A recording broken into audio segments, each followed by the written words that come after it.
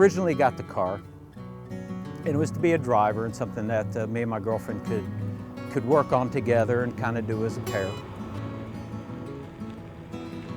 We're here to talk about my 267 Barracudas. One's the fastback model, and the other one is the coupe or notchback. Production numbers of these cars for the Barracuda and 67 were somewhere around 65,000, with 30,000 of them being the fastback model and about 28,000 the coupe. The rarer of the three is the convertible, and that's somewhere around 4,500 vehicles.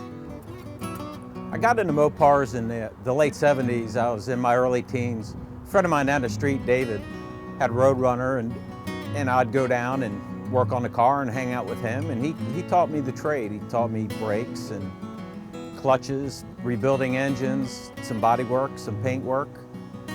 Of course, he was a Mopar guy, so that's pretty much how I got into Mopars. One day I was walking back from his work, and I saw in the back of somebody's yard a Barracuda sitting there, and as I walked up and kind of glimpsed a little closer, I noticed that it was a convertible.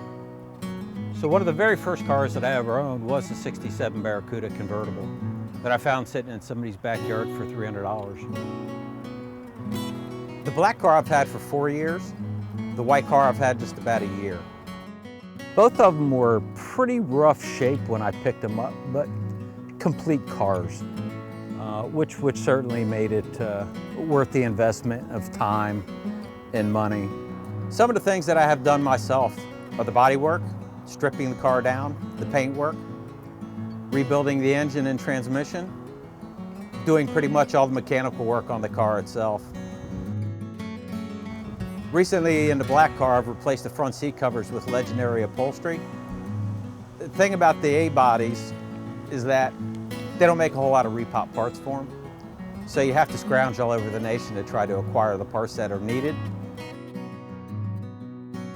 In my case, I've actually had to purchase a parts car to get the parts that I needed from it.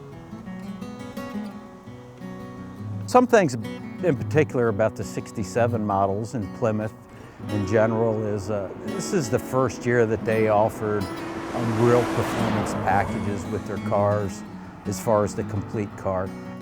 The black car here, for example, is a Formula S model.